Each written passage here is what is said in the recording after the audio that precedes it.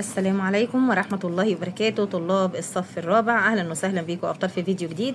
هنحل تدريبات الدرس الأول الأماكن والاتجاهات من حولنا كتاب الأضواء دراسات سنة رابعة من صفحة 17 ل 21. والبسم الله، ما تنساش اللايك والشير والاشتراك في القناة وطلع عشان يوصلك كل جديد. يلا بينا. السؤال الأول: أكمل العبارات الآتية بما يناسبها من كلمات. المكان الذي نتعلم فيه ويعتبر بيتنا الثاني دي المدرسة. عند اختيار الطريق بينبغي أن نفكر في الهدف والسهولة. اتجاه فرعي بيقع بين اتجاه الشمال واتجاه الشرق. اول ما يقول لك فرعي تاخد ده تبقى اسمها شمال شرق، خلاص، عشان تبقى بس ايه سهله بالنسبه لك وما تصعبش على نفسك الامور.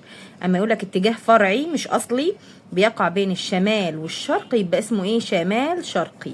طب يعد اتجاه الجنوب احد الاتجاهات الاصليه. احنا عارفين الاتجاهات الاصليه الاربعه: شمال جنوب شرق غرب. الاتجاه الجنوب الغرب بيقع بين اتجاه الجنوب واتجاه الغرب، ما هو يقول لك جنوب غرب يبقى جنوب والغرب. طيب، برع الإنسان قديما في تحديد الاتجاهات الأصلية اعتمادا على الشمس والنجوم. يشير النجم القطبي دائما إلى اتجاه الشمال. أداة بتستخدم حديثا في تحديد الاتجاهات وتحتوي على إبرة مغناطيسية، دي البوصلة. يقع بين كل اتجاهين أصليين اتجاه فرعي. أداة بتوجد في الهواتف الذكية وبتستخدم لتحديد الاتجاهات بسرعة ودقة أكبر، دي اسمها البوصلة الرقمية. طيب، هنا بيقول لك صح وخطأ. بتعد الشمس إحدى الطرق التي تمكننا من تحديد الاتجاهات الأصلية. هتقول له صح. بتشرق الشمس من جهة الشرق، صح. يعد اتجاه الشمال الشرقي أحد الاتجاهات الأصلية، خطأ. النجم القطبي بيشير دائما إلى اتجاه الجنوب، خطأ. اتجاه الشمال بيقول لك تستخدم البوصلة الرقمية لتحديد الاتجاه بسرعة ودقة، صح. استخدم المصريين القدماء الشمس لتحديد الاتجاهات أثناء الليل، هتقول له خطأ، ده النجوم. برع المصريين القدماء في علم الفلك، صح. اختر الإجابة الصحيحة. استعان المصريون قديما بالنجم القطبي الشمالي لتحديد الاتجاهات ليلا. الاتجاه الفرعي المقابل لاتجاه الشمال الغربي هو الجنوب الغربي. النجم القطبي بيشير دائما اتجاه الشمال. الجهة المقابلة لاتجاه الغرب بتكون ايه؟ يبقى تقول له الشرق، خلاص، لأن الشمال قصاده الجنوب والشرق قصاده الغرب. طيب، استخدم المصريون القدماء النجوم لتحديد الاتجاهات ليلا على براعتهم في علم الفلك. في الماضي اعتمد الإنسان على الشمس في تحديد الاتجاهات نهارا. لو قال لك ليلا خلي بالك يبقى النجوم، انما هو قال لك طالما قال لك نهارا يبقى الشمس. دي صفحة 17. يلا بينا على صفحة 18. اكتب ما تشير إليه كل عبارة. نجم بيلمع في السماء وبيشير دائما إلى اتجاه الشمال، هتقول له النجم القطبي الشمالي. إحدى الأدوات الحديثة المستخدمة في تحديد الاتجاهات وتوجد في الهواتف الذكية، دي حاجة اسمها البوصلة الرقمية. أداة تحتوي على إبرة مغناطيسية وبتشير دائما لاتجاه الشمال المغناطيسي، تبقى البوصلة. يلا يا بطل، بيقول لك هنا صوب ما تحته خط. الاتجاه المقابل لاتجاه الشرق وهو اتجاه، هتقول له الغرب. الشمس بتشرق من الشرق.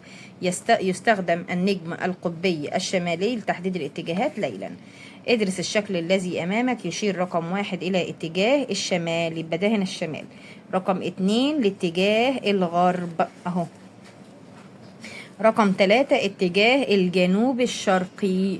رقم 4 اتجاه الشمال الغربي. خلاص يا شباب، الاتجاهات الأصلية يبقى دي هنا تكتب الشمال وهنا جنوب وهنا شرق وهنا غرب، خلاص.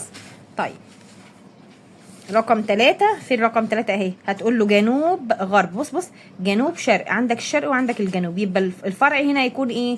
هيكون جنوب شرق. جنوب هنا هيكون جنوب شرق. طب وهنا هيكون ايه؟ هيكون شمال ايه؟ شمال غرب. طيب، يلا يا بطل. أهمية استخدام المخطط لوصف مكان، هتقول له بيساعد على معرفة تفاصيل المكان بشكل أفضل وأوضح. استخدم المصريين القدماء النجم القطبي الشمالي، هتقول له لتحديد الاتجاهات ليلا. أهمية استخدام البوصلة الرقمية، هتقول له لتحديد الاتجاهات بسرعة ودقة. لتحديد الاتجاهات بسرعة وإيه ودقة. دلل على صحة العبارة. برع المصريين القدماء في علم الفلك، هتقول له حيث استعانوا بالنجم القطبي الشمالي لتحديد الاتجاهات ليلا. استعانوا بالنجم القطب الشمالي لتحديد الاتجاهات إيه؟ ليلا. طيب، نجح الإنسان منذ القدم في تحديد الاتجاهات، هتقول له اعتمد على الطبيعة لتحديد الاتجاهات. الإنسان زمان كان بيعتمد على الطبيعة زي النجوم والشمس، يعني الشمس دي بالنهار وبيستدل على النجوم، هتقول له ايه؟ في الليل.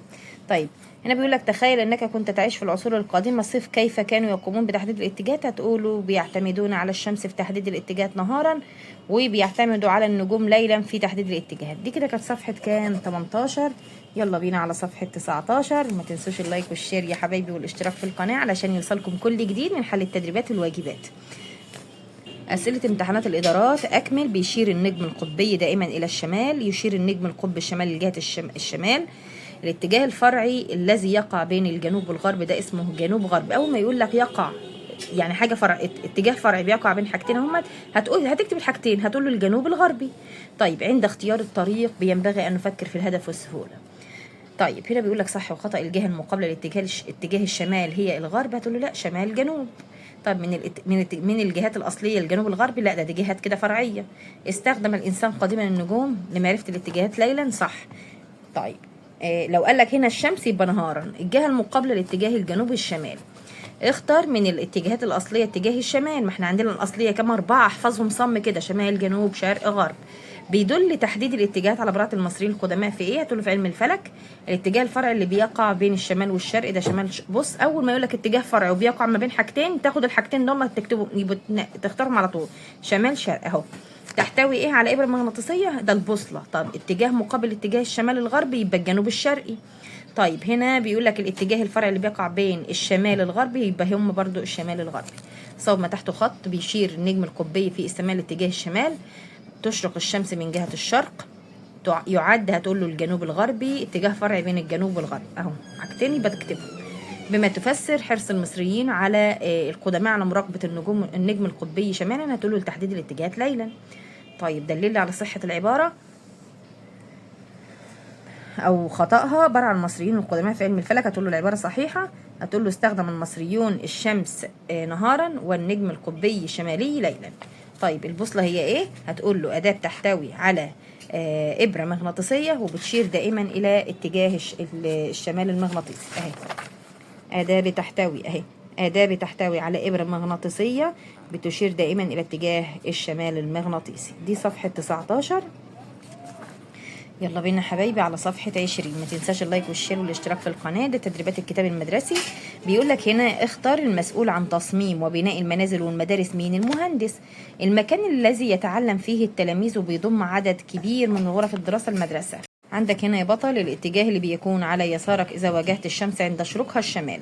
اتجاه فرع بيقع بين الشمال والشرق هو، هتقول له الشمال الشرقي. أكمل. تخرج الشمس دائما كل صباح من اتجاه الشرق. الاتجاه الفرعي الذي يقع بين الجنوب والغرب هو الجنوب الغربي. ما المقصود بالبوصلة؟ احنا لسه قايلينها دلوقتي 3 مرات. أداة بتحتوي على إبرة مغناطيسية بتشير دائما إلى اتجاه الشمال المغناطيسي. أداة بتحتوي على إبرة مغناطيسية تشير دائما إلى اتجاه الشمال المغناطيسي.